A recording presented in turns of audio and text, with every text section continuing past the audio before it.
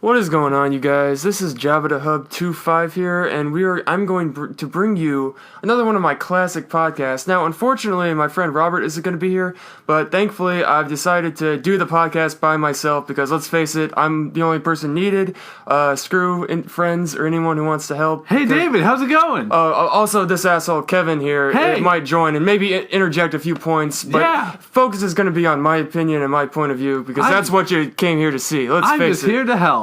No, okay. But seriously, I got my friend Kevin here, and what we're going to be reviewing today, as the title says, we're going to be talking about the newest Ant-Man film that came out a week ago. Both of us have seen it, and so I guess, Kevin, what'd you think of it overall? Just spoiler-free for now. Overall, I would say that is a fun movie, and it's a good time. Definitely not like the best in the MCU, but it's just a good time. It's a really good, interesting look at the character, and which no one, I don't think has anyone really heard of Ant-Man. In fact, I just learned about him maybe like a couple of years or so ago, through like a TV show or not.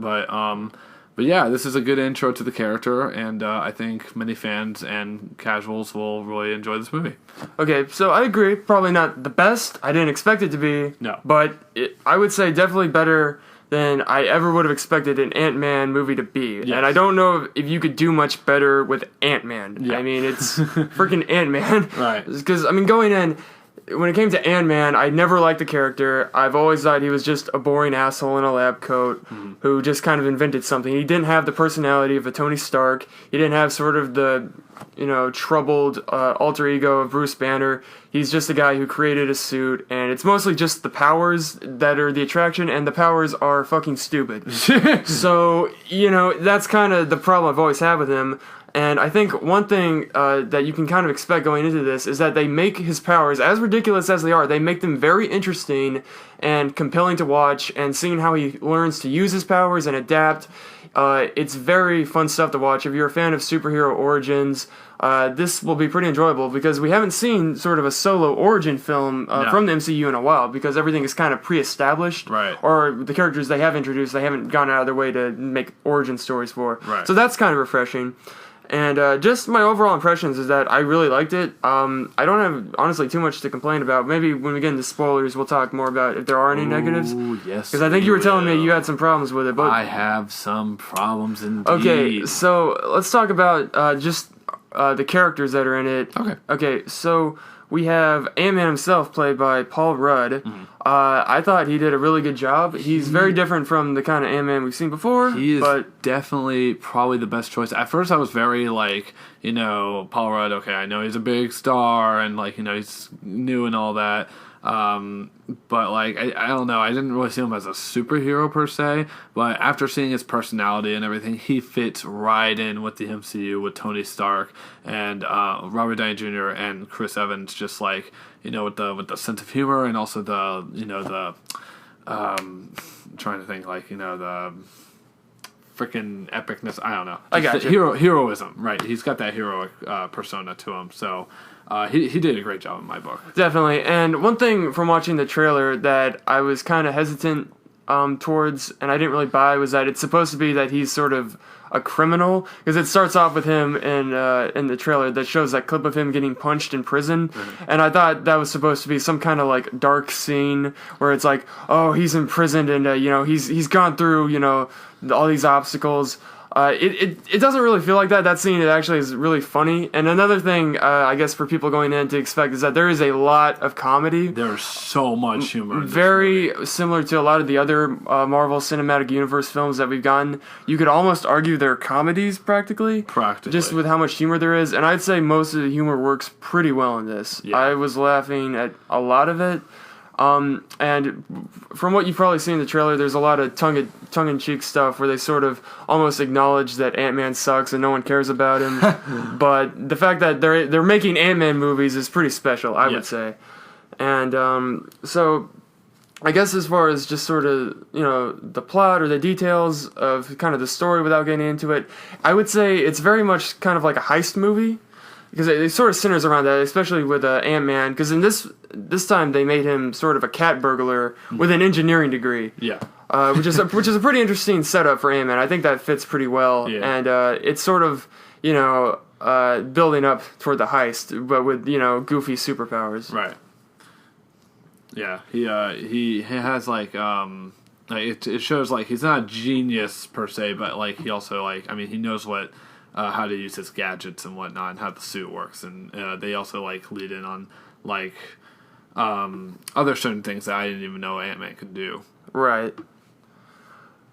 Okay, so I guess we're going to get into spoilers pretty soon here. So I guess before we do, we're going to give our overall recommendations for people going in. So Kevin, I guess would you recommend it, or what would you say to someone going in about to see it for the first time? I would definitely recommend this to anyone who just loves superhero movies or Marvel movies in general.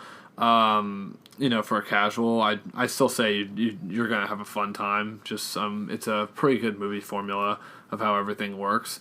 And overall, I would say that as far as like all the origin stories, this one is enjoyable and entertaining. So I will definitely see it again. Right, and it's definitely in the spirit and the style of the campy, fun action hero movies. It's not like the Winter Soldier, really much at all. But if you're excited for Civil War, you might get a little amped. Just saying. Anyway, there might be some Avengers in this perhaps. film. Okay. Anyway, so yeah, there's a lot of good times with the cinematic universe. It's definitely required viewing if you are someone who keeps up with it and wants to know everything that's going on. Indeed. And I would say definitely go see it. But if you're not really a fan of sort of the campy, fun, lighthearted kind of superhero movies, you like your Frank Miller style stories, your Watchmen's, your Dark Knights, then you can, be a boring, pretentious fucker and, get excited for Suicide Squad or Batman v Superman. But we both like Ant-Man, and we're going to talk about maybe some spoilers, and we're going to start that right now. So if you have not seen the movie and you don't want it spoiled, you should get the hell out. Go watch it or get spoiled, son. You don't want that.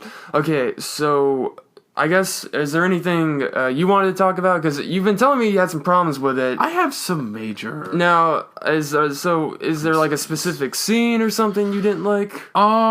Just kind of the whole villain himself. Okay, I had a feeling this was going to be your negative, and this is the negative of a lot of people. Yeah.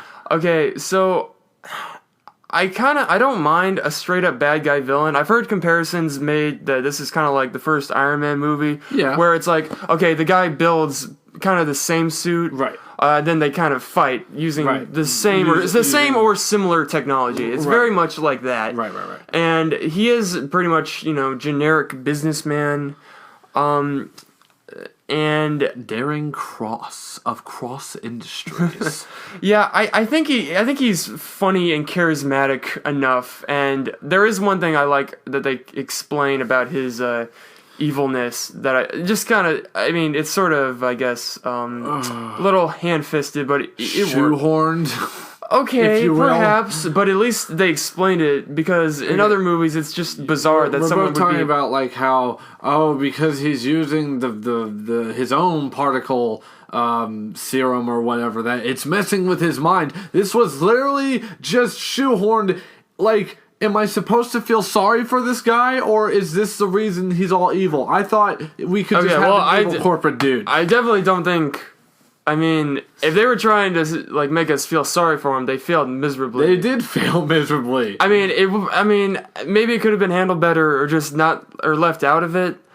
It would have been better just like, because literally when I was watching that in the movie, I literally just went, huh? It's kind of like if you played Injustice, they try to give an explanation for why like the non-superpowered characters can fight like Superman, and they say that the Superman pills. Yeah, they take the Kryptonian pills, and then all they can do it. So yeah, it's a stupid, awful explanation that doesn't really make any kind of sense. Or doesn't really need to be there. That's the thing. At least it is there, I guess. I don't know. But that's just, I guess, sort of a minor nitpick.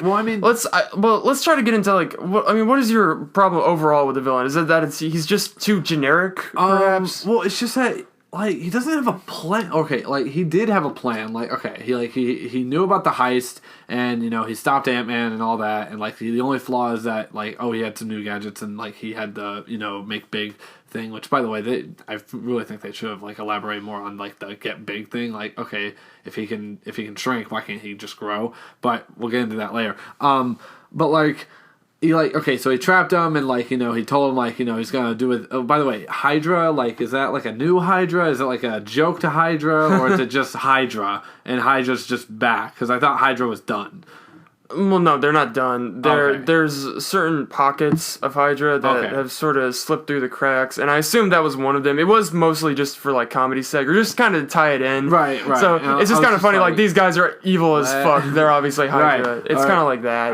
Yeah. I like that little clip. Yeah, it was fine. It was just but so so he's gonna sell the suit and make millions of them and have an army and basically rule the world, whatever. Of course, but when Ant-Man foils the plan and gets in the helicopter and pretty much and then destroys the entire building of Pym Industries, making sure that they can't make any more serums and that the suit is pretty much failed.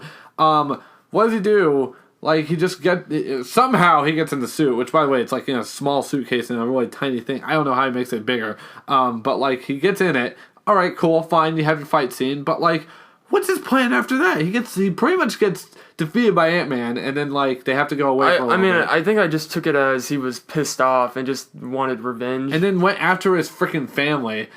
I don't know. It's just he's an evil scumbag. I know, but I just always go with, because this guy looks like a smart guy. He's the guy who invented But I mean, what is his alternative at that point? He's completely fucked. He's probably gonna get arrested. But he had time to just maybe hide and figure out a new plan, not just go after his family, but because what happens if he just killed his family? Perhaps, but there's a difference between being smart and having sort of a cunning intellect to you, right, and also being sort of controlled by rage. And I did get the impression he had anger issues, right. So maybe he wouldn't be thinking in the most level-headed of ways in that moment. Mm-hmm. And I'm guessing that's probably what happened. But to be honest, I mean, I'm not super thrilled with the villain.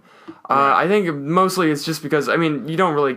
He's mostly just there as an obstacle. I will say... He's a big evil bad guy that they have to stop, and he's trying to use the suit for, evil means. I just think they could have written him better. The actor is amazing. Oh, yeah. I think so, too. The design for the yellow jacket, oh my god, I wish I could cosplay as that thing.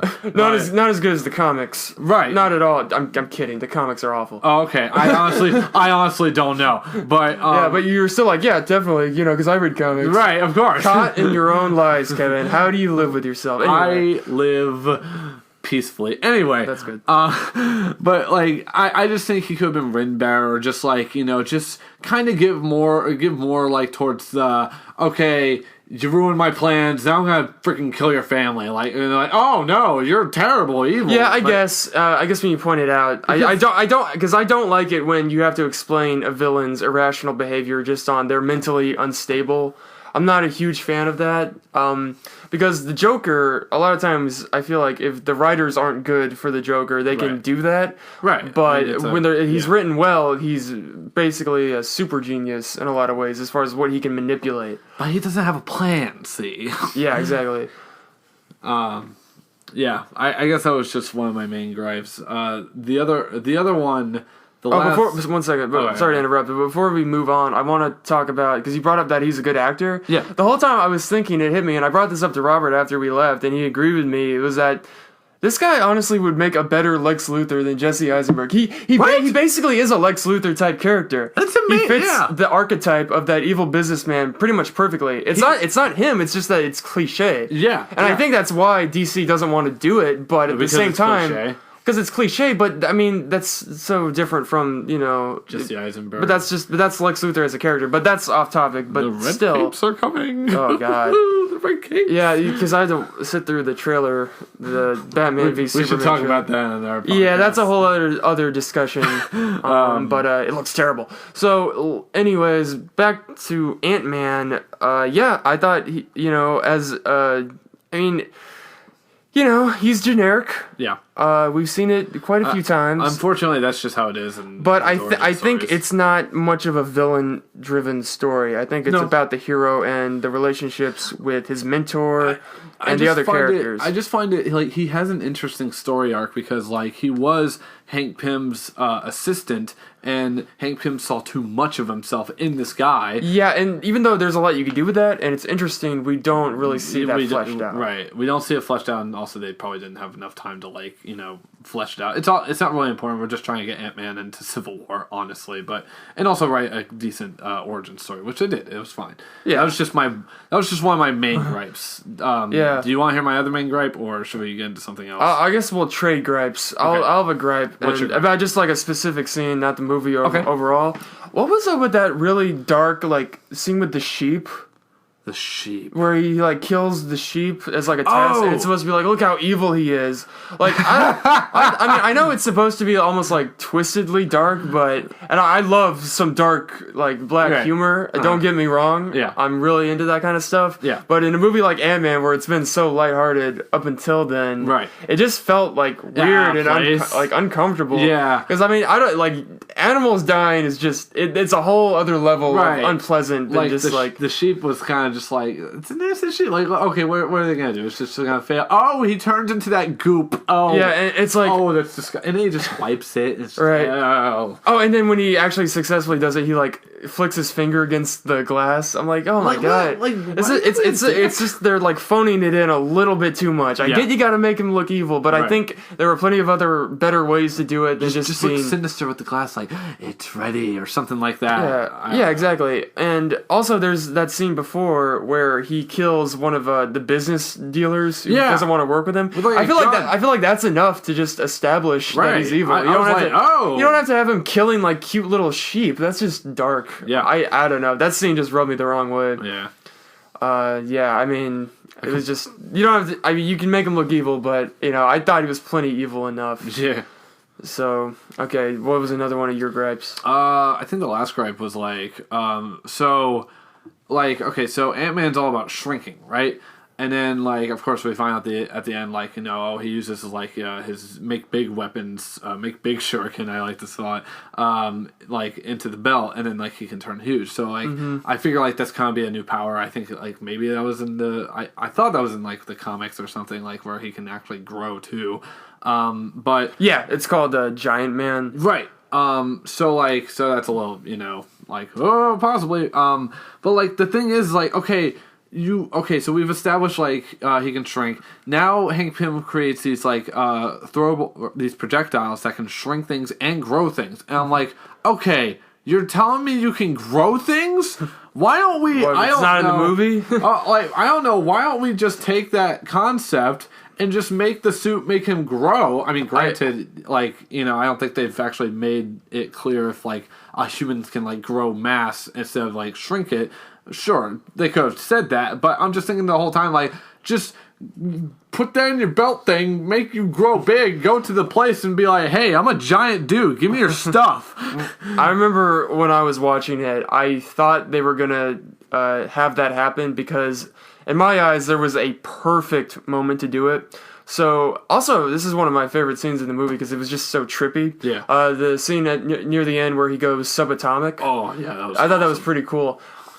So here's what I honestly thought they were going to do, and I was disappointed they didn't because it would have been perfect way to segue into Giant Man, like what you were talking about. Yeah. Okay, so when he starts like growing, how does he start growing again? He throws one of those devices you were talking about. He puts it in he found like the last like in his belt make big whatever. Shuriken and like put it in the belt, and then he did the button. So he's doing that, and I'm thinking, how perfect would it be when he comes back? He kind of overcompensates or overshoots, just and now he's giant, and then he's Giant Man. Just a little bit, just to tease it, or just like I mean, like he's like, did you grow a foot tall? Like, crap, let me fix that. These, the writers for this have shown that they definitely have an act for making nerdgasm. Yes, and I think that would have been a pretty good way of doing it. There would have been a little, nice. And little usually if I think a movie is really good, And I do think this movie is pretty damn good. Yeah. But I like it when I can't make any suggestions for how to improve it.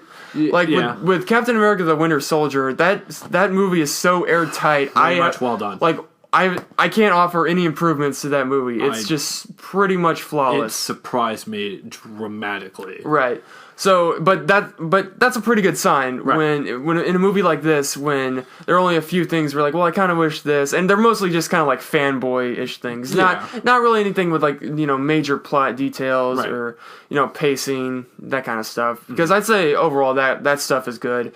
And let's talk a little bit about sort of Ant-Man himself, Paul Rudd's character, because I think he's introduced really well at the beginning. He's very charismatic. Yeah. He's very sympathetic. Yep. There's a lot of good comedy at the beginning. Very great. So I touched on that prison scene when we were doing non-spoilers. So how I was talking about how I thought it was going to be very serious.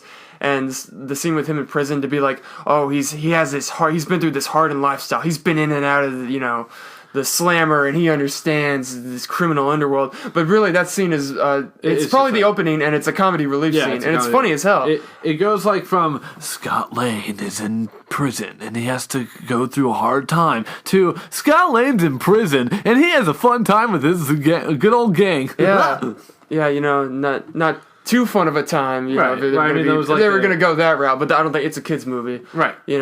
But it was funny, and it gets, honestly, probably my favorite joke in the movie involved the Baskin-Robbins bit. And I want to say to all you filmmakers who are almost certainly not watching this, but if you are, then I want to say this is a textbook perfect example on how to do product placement effectively. If you can make a funny joke about the product placement that being featured, or have a funny dynamic going on, it's very funny. And what they do with Baskin-Robbins in this, it's pretty. Shout out to Baskin-Robbins. They're not paying us, but they did a good job. They always know. They always know. And that really made me laugh. That was pretty good. Like, I thought, like, they were kind of making fun of Baskin-Robbins because, like, it's a whole part-time thing. Low-end job. Right, and the manager is even, like, some, like, old squinty guy who's just like, I like it when you steal stuff, but I gotta fire you anyway. Yeah. And then, like, they just still make the joke, even after he's done with Baskin-Robbins, like, they still, like, are saying, Baskin-Robbins, no, it knows. I'm willing to bet this could help. It certainly wouldn't hurt Baskin-Robbins brand recognition. I mean, it shows you don't have to suck the company's dick profusely just to make the product placement. It's not like, oh, I'm working at Baskin-Robbins and it's great and you can get this flavor ice cream on Sundays 50% off. Yeah, that would be terrible. Yeah, it's not like a commercial for Baskin-Robbins. Baskin-Robbins is just in the movie. It's basically believable because that actually could be a real job someone could get. I like that a lot. And I like it because it's like, oh yeah, I haven't heard of Baskin-Robbins in forever, and now seeing this, it's like, I feel like Baskin-Robbins could like have like their own kind of like special advertising going on in the stores for Ant-Man, and Ant-Man's like advertising Baskin-Robbins in the movie already. So it's just it's pretty good product placement for not sucking dick like you. And another thing because I don't know that much about Ant-Man comics. Believe it or not, growing up as a child, it wasn't exactly the hero I gravitated towards. It wasn't, because like I guess there may be some hardcore Ant-Man fans out there. Instead of reading, Spider-Man or Batman or Superman, you read Ant-Man. Next, you're gonna tell me you didn't read the Squirrel Girl comics. I know, but let's see. I think I really like sort of what they did because I guess they say he has like a degree in engineering, electrical engineering. It's kind of like a throwaway comment just to let you know, okay, he's smart. Yeah. And they do demonstrate that, thankfully. Pretty well, yeah. Yeah, very well. And but it seems like his primary focus is him being a cat burglar. I really like that change because it fits with the whole heist theme extremely well. And that would be advantageous for the original Ant-Man to get a cat burglar because he needs him for a heist. Yes. I like that a lot. And they do a good job of showing how he's good with the heist, and he's also a sympathetic kind of criminal because they say stuff like, oh, he went after like 1%ers and stuff like that. Yeah. So to let you know, he's not like stealing from the common man. He's like sticking it to the man. You know what I mean? Yeah. So you're not like, oh, he's a criminal. He's a criminal, piece of shit. He's also not like a violent one. Like he always says he's a cat burglar, not like a was it just a regular burglar or a thief? Like where Right. like they, So like, right off the bat, you love the guy. You know, you want to see him succeed. Yeah, like he'll. He's steal, not but like he's an anti-hero or anything like that. Exactly, right. He is a hero. He just is a criminal. Yeah. You know, I like that, and I also a really good scene is when he steals the original Ant-Man suit. Yeah. Because that really shows how clever he is, how smart he is, and it not in a contrived way. Like a lot of movies, especially like superhero movies, where they want to make their characters seem smart. So it's like, oh, here's him in a laboratory mixing test tubes and having a bunch of say science words. Right, exactly. A bunch of technobabble, flux capacitor nonsense. There's none of that. It's just even though he is an electrical engineer, it's street smarts in a lot of ways. Kind of understanding sort of the basics of stealing and how to be a criminal and not get caught like an idiot. Even though there is kind of a scene where he does get caught like an idiot. He's like, no, I'm not stealing. I was returning what I already stole. Yeah, but that was for comedy, and I like that a lot. Yeah, that was pretty good. I like that he gets caught not for stealing, but like for going back to replace it and just like, this isn't what it looks like at all. Mm-hmm. Yeah. Is there, what else can we talk about? Like, I wanted to like talk about the powers, but like, I forgot. Oh yeah, can I mention like one thing I don't really like about powers? Because like, there's always like something about like these animalistic heroes, like Ant-Man, Spider-Man, Batman, like where they're always like a part of an animal or bug or whatever. But like, I've always like wondered like okay, so like in Batman he kind of does this thing in Batman Begins like where he summons bats to like use as he does that. His advantage to like this kind of distract thugs and whatnot. But it's never sort of like a weird or just kind of like creepy. The bats are my allies, my friends, and he's like stroking a bat or something. Right. It's never like that. He just uses them. But in this movie, they finally like use a good way of like using ants as allies, and I didn't really know that about Ant-Man. I thought, it's just a guy who shrinks and he's the size of an ant. That's why he's Ant-Man. No, he also has Hank Pym. He has like a way to communicate with the ants, and and they actually show it's actually hard to communicate with them. Like you can't just put the thing in your ear and be like, do this, and it's just like, no. Yeah, I really love it in superhero movies with sort of unique, cool powers where they really dive into it. And it also shows that the hero has to learn the powers. It's not just something that they get automatically. There's like, I'm not the biggest fan of Man of Steel, but one thing I do like about that movie is that it shows Clark Kent having to adapt to his powers and how it's not easy. Which is really cool. And they do that in Hero a lot too, even though he's not like super powered in the sense that he has superpowers. It comes from the suit, right? Right. But he has to learn how to use all that technology, and there's also mental elements to it. He has to get in sort of a mental state and clear his mind. And I really like those kind of training scenes. They're very interesting. They're very compelling to watch. Also, pretty comedic in some ways too. Definitely. Like how this one was handled. And I also like how, like in a lot of superhero movies, they need a lot of space to do these powers because their powers are like so destructive, and they have to make sure like they know what they're doing. In this one, it's literally just in a house because he's a tiny guy just trying to train for a heist. So he has enough space as it is. And the shrinking scenes are really good. Yeah, they feel. They feel kind of real, what that I guess would feel like. Right. They even things they do as far as like changing the sound. Like the sound feels different. There's sort of like more of an echo. Right. Like or when you really, drops. it's more than just like everything around you is larger. It's like the overall feeling and the visuals, and there's like more detail on things that we take for granted. They made a bathtub look like an abandoned wasteland. Exactly. It was great. I love that kind of stuff. Yeah, it was very, very well done. And the action scenes where he sort of showcases his powers are also fantastic. Ooh, yeah. Where he'll shrink and then unshrink and keep going back and forth. Right. It's really creative. It's really fun to watch. It's something we haven't seen before.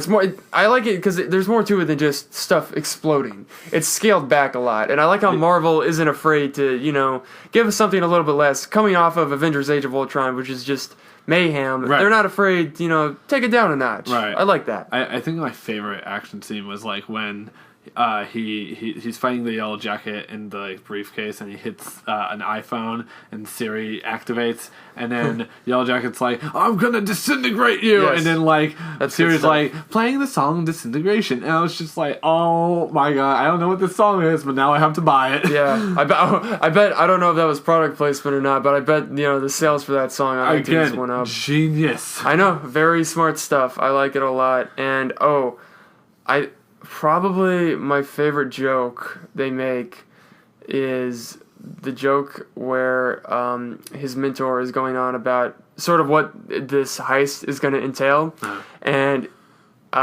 he looks at him and he says, "I think we should get the Avengers."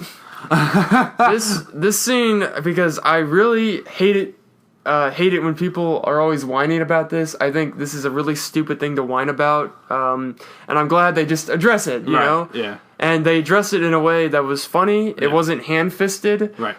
They made a joke out of it, and it makes sense, you know? And they also show like a nice character arc from the comics, which is like Hank Pym is not a fan of Stark at all. Like he always did not get like Tony Stark and Hank Pym are not fans of each other. Because like Hank Pym had in this universe, like he has a spat with Howard Stark, and so like he goes on about like the Avengers, like they just like are dropping planets and stuff, and I'm just like, or meteors, and I was just like, oh, they're referencing Age of Ultron, and then also he's like, I was about to almost handed my particle to a Stark once. I'm not gonna do it again. And I'm like, oh man, he's showing how much he hates Tony Stark. Yeah, it's good stuff, man. Yeah. All those tie-ins are great, and probably the most noteworthy tie-in, there's one line we hear near the end about a guy swinging around in New York City or something like that. Yeah, that was really great. They said like there's two different people. Like they said in that funny accent is like it's like I'm looking for a guy. It's like, well, you gotta be more specific. You're looking for a guy who swings. I got a guy who can crawl on walls, and he's like, I want a guy who shrinks. And I'm just like, did he just mention Spider-Man? Yep. It's pretty awesome. It's cool that he's gonna be making it, and it's okay. I've not gotten a straight answer. Every time I ask this or try to find out, it's always iffy. Is he in Civil War yet? Yes, he is. Yes, it's definitely confirmed. And Black Panther and I knew Black Panther was. Ant-Man are going to be in it because that's why they're like trying to get a new Spider-Man. Right. They've already gotten the costume because I know they wrote scripts. They actually had scripts pre-written. With Spider-Man in them before they got the rights to him, in case they got the rights. Ooh, so that's smart. It's not going to be super hard for them to write him in, which is pretty awesome. Yeah, I'm super psyched about that movie. Definitely. Speaking of Avengers stuff, Falcon was a nice. Yeah, very nice. Even though they ruined that with a teaser trailer on the Marvel channel. Because I remember when I saw it with the audience, they hadn't seen that, but I had seen that going in. Right. And I was like, oh yeah, Falcon's in it, but I guess these people haven't seen it. I was like jealous of all the other people who didn't know. Because they're all like, yeah, I wanted to be surprised. Yeah. But thankfully there is one surprise, is that when they're going to steal whatever they're trying to steal from this embassy, he says like, oh, this is just some old research facility from Howard Stark. Yeah. And at first you're like, oh, okay, whatever. That kind of goes, in and out of your brain. Right. But then when he's diving, you see, it's the Avengers facility from Age of Ultron. That was my favorite tie-in from Age of Ultron, definitely. Right. It was a great surprise moment. You're like, oh, and also that makes sense. It's like if we're gonna find it in a new secret facility, why is it Tony could hook them up with maybe one of his dad's old, old research labs or something. Yeah, it makes sense. I like it. It was really good. It was just funny, to see the blueprint. They're going from the blueprint, looking at the new building. There's a giant A for Avengers, and I'm just like, oh, he's flipping not in a good position right now. Okay, so and I guess the last. We'll go ahead and because we're talking about sort of all the fanboy kind of stuff that sort of ties in with all the movies. Yeah. So we'll go ahead and I guess we'll talk about the post-credit scenes. Okay. So there's two of them. There's two? Aw, man. What? Did I miss both of them? What? I only saw Wasp. Oh my god. Dude. What the hell? What? Oh, well, Oh my god! Crap! For those of you who have seen both post-credit scenes, you know why I'm going. Oh my god! Crap! Okay, well, I'll try to describe it to you, Kevin. You know how a lot of like the last credit scene is just kind of like a funny joke. You got your Iron Man 3 where Bruce Banner shows up. Oh, that's cute. You got Thor 2 where that giant monster is running around the city that you forgot about. Oh, yeah. You got that. You got into the first Avengers with Shawarma. You know, the funny scenes. Right. This is not that. This is, holy shit. It's a tie into Civil War. What? Yeah, it's a huge tie into Civil War. And I missed it? Unbelievably important. How the flip did I miss this? Okay, Kevin, why did you miss it? I gotta ask. Because when they showed Wasp, I was like, oh, and then like when friggin' Age of Ultron didn't do an end credit scene, I was like, oh, there's not gonna be another one. Nope. You see, you can't assume that because I was with friends. They were impatient. I blame them. Yeah, you should blame. You should go to your friends and slap them in the face very hard because they screwed you over, man. They did screw me over. I was excited to talk about it with you because it's so mind blowing. I'm so sorry. But that does mean maybe we can watch it together again and I can see your reaction to it. That should be fun. I bet it's leaked online already. Yeah, what I'll do is maybe I'll browse around for a bootlegged version that maybe has decent quality, and if I find one, then I'll show it to you. Okay. Because you need to see it. You absolutely need to see it. It's because you might think that Wasp thing was important. Yeah, nowhere near as important as the final one, and I'm not joking at all. Oh man. Dang. Crap. Well, all right. So I guess Kevin didn't see that, Yeah. but we'll talk about the Wasp one, which I think was pretty expected. I kind of knew that chick was going to be Wasp. I actually liked it that they showed Wasp in the flashback first, and I was just like, oh, cool, we got to see a little Wasp action. Yeah. And that was also like a pretty tragic, because I would say this movie isn't the most emotionally impactful movie. But the fact that there are times where it tries to pull at your heartstrings, and it's not super, it's I don't know.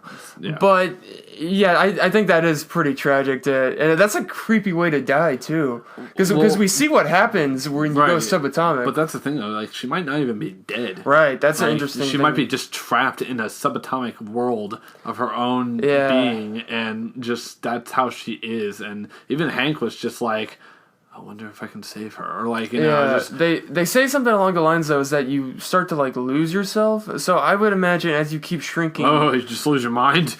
Either like lose your mind or whoever you were before goes away. Maybe I don't know, but I have a feeling his wife probably is coming back.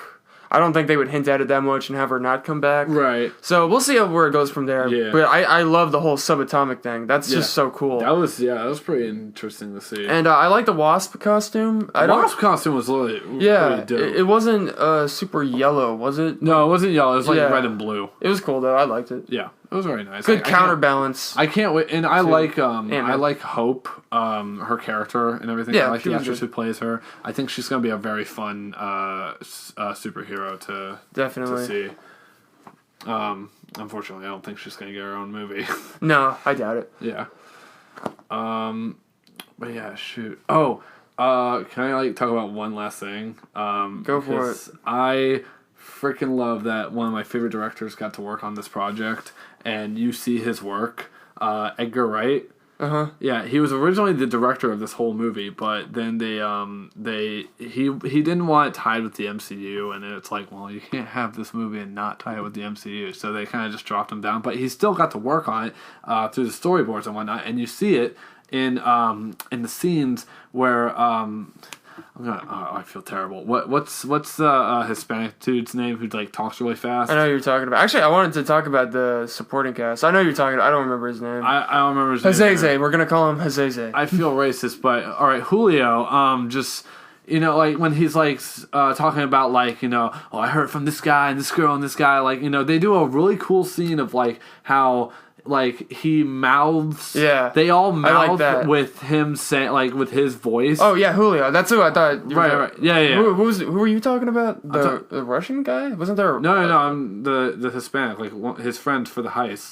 The fat dude who fat dude who just likes to. He talks a lot. He was in a security guard and he whistled Oh, that's Julio, isn't it? I don't know his name. I think it's Julio. I don't know. Whatever. Who cares? But, we know what we're talking about. Right. Anyway, so like, what like the main thing is like they have those scenes where it's like it's going like pretty fast. Like the transitions are fast, and like they're talking like he's got like they're all mouthing like what he's saying, and like he's using the voice, and it's just funny to like see this like big buff dude and this girl like using his voice, and also Falcon is like I'm looking for a guy who shrinks, and it's like it's funny, but that is all Edgar Wright's style, like the fast pacing and whatnot. Yeah, and when we have movies that aren't necessarily sequels to each other, but all take place in the same universe, you can have different styles. Right. And I don't think you've watched Daredevil yet, despite my pleas for you to watch it. I know. I'm getting there. But, that Daredevil is about as far away as you can get from this. Really? Like, scenes like what you were talking about, where they do, like, the flashbacks, and then I said to him, and then we said to that, and it's really, like, comedic.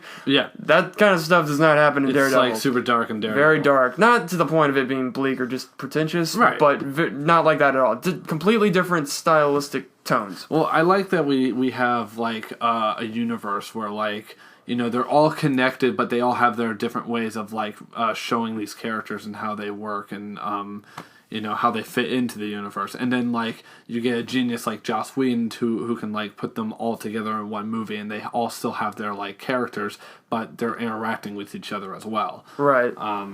And like as far like Iron Man was like it's super sciencey, like like kind of rock and roll kind of thing. Thor was like a mystic kind of like very heroic kind of thing, and Captain America is very patriot.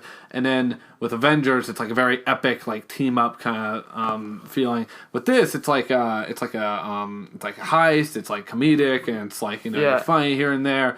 And it's just even Ant-Man's like, dude, I just took on an Avenger, and I'm just like, oh my god, that's exactly how I would say. That's how I would be if like I took on an Avenger and I lived. Yeah, and one thing I'm glad about is that we have a character that can join the Avengers who is comedic, yes, but also different from Tony Stark, who he's more of an everyman.